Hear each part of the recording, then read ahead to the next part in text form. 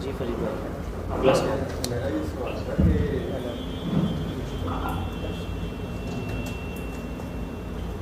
कासिम भाई के ड्रीम्स के ऊपर बिलीव करते हैं कि कासिम भाई सच कह रहे हैं, जो ख्वाब हमने देखे हैं वो सच्चे हैं, अल्लाह की तरफ से हैं। और उनके ख्वाबों के अंदर सारे इशारे इमाम मेहदी की तरफ होते हैं काफ़ी ड्रीम्स के अंदर, और जो हदीसों में हमें पता चलता है।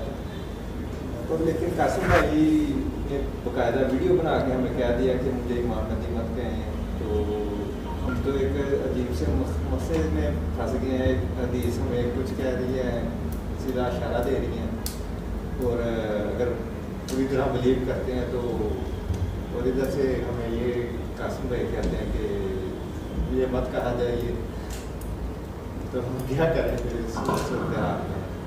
कासिम भाई, आपके सवाल यह है कि साथी आपके ख्वाब पर यकीन करते हैं और ख्वाबों से या हंस करते हैं, और जो हदीस मुबारका में इशारात हैं कि आप ही इमाम मेहदी अलैहिस्सलाम हैं, तो आपने तो वीडियो बनाई और उसका आपने साफ इनकार कर दिया कि जो है मैं किसी बड़ी बात का इज़हार नहीं करता, और मुझे ख्वाबों में जो तरबियत दी गई है कि मैं कोई बड़ा गेम नहीं करूँ।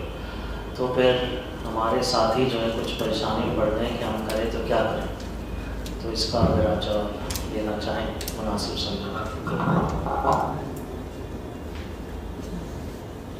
ये वैसे मेरा सवाल ही, ये सामने बैठे हैं उनका सवाल है।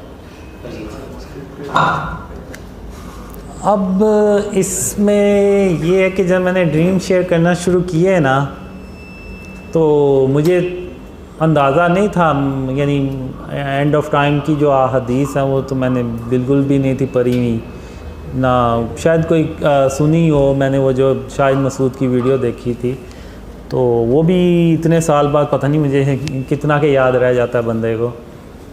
तो जब मैंने ड्रीम शेयर करना शुरू किए, तो वो फिर जब जो लोग जिन्होंने सुने ड्रीम्स, तो वो कहते हैं कि यार तुमने ये ख्वाब अपनी तरफ से बना लिए हैं, और तुम शो ये करना चाह रहे हो कि तुम ही इमाम मेहदी हो, और इनडायरेक्टली तुम कह रहे हो, खुद नहीं कह रहे। तो फिर मैंने यानी जब देखा कि मैंने ये एक बंदे ने बताया, फिर 2-3 मैंने कहा काफ़ी इस तरह के बंदे जो हैं वो बात कर रहे हैं, तो आखिर फिर वो कुछ ने हदीस का रेफरेंस भी दिया हुआ था इस तरह से, तो फिर मुझे पता चला थोड़ा सा। फिर इवन एक ड्रीम था, वो तो मैंने शेयर भी कर दिया हुआ था, वो मेजर साइंस के हवाले से था। तो उसका जब मुझे पता चला कि जी पहली निशानी तो ये है भरी निशानी, तो मैंने कहा ये क्या, तो वो फिर मैंने उसको प्राइवेट किया, और जो बाकी के ड्रीम्स थे जो मैंने शेयर किए हुए थे उनको भी फिर मैंने प्राइवेट किया। तो अब ये शुरू से ही हो रहा है, जो बिलीव कर रहा है ड्रीम्स पे वो कहते हैं कि जी आप वो हैं, जो नहीं करता वो कहते हैं कि जी आपको या ये शैतान बता रहा है, शैतान हाथ में आ रहा है, या फिर वो आपने अपनी तरफ से ये ड्रीम्स घरे हुए हैं। तो ये मुझे हाँ में भी आया था कि अल्लाह मुझे कहता है कि ये वीडियो बनाओ और इसको अपलोड कर दो, और कहो कि लानतुल्लाह अलल काज़िबीन, यानी झूठों पे अल्लाह की लानत हो जो इस मामले में झूठ बोले। तो वो फिर मैंने वीडियो बना के तो अपलोड की। तो अब चक्कर मसला ये है कि अब आप लोग बिलीव करते हैं ड्रीम्स का, तो आप उस तरफ चले जाते हैं।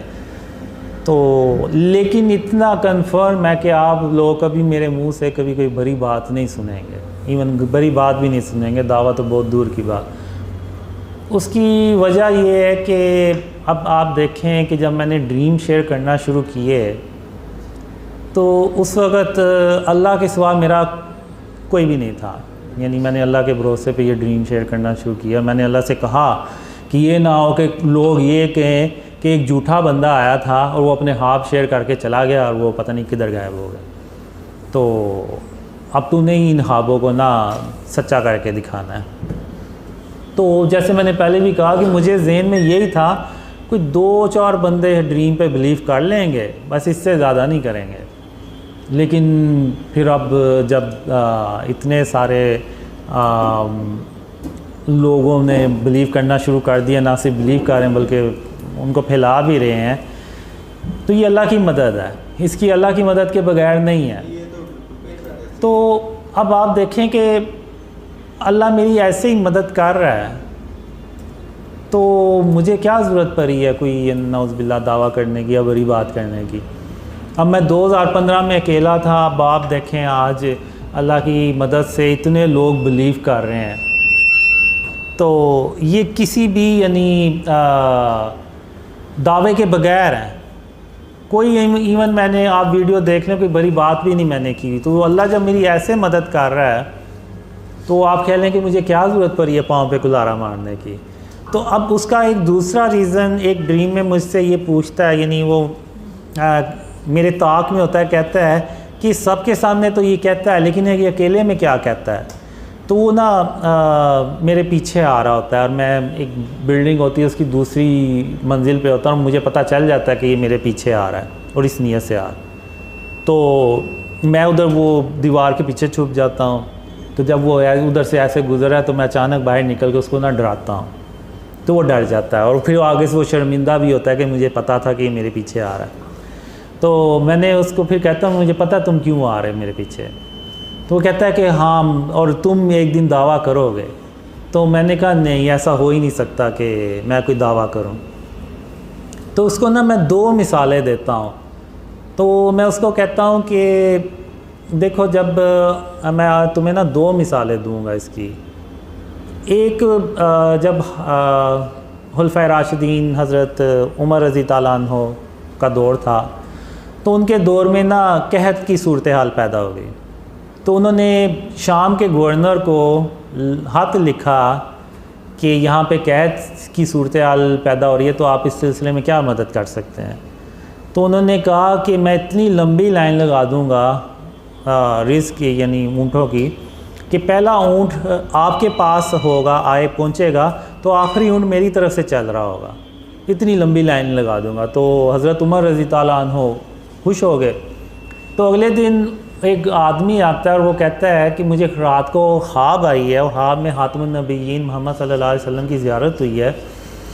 तो उन्होंने मुझे कहा है कि उमर से जाके कह दो कि वो अब वैसा नहीं रहा जैसा वो पहले था। तो हज़रत उमर रज़ी ताला अन्हु सुन के तो हैरान और परेशान हो जाते हैं कि आखिर ऐसी क्या वजह बनी कि वो आखिर ऐसी क्या वजह बनी कि वो,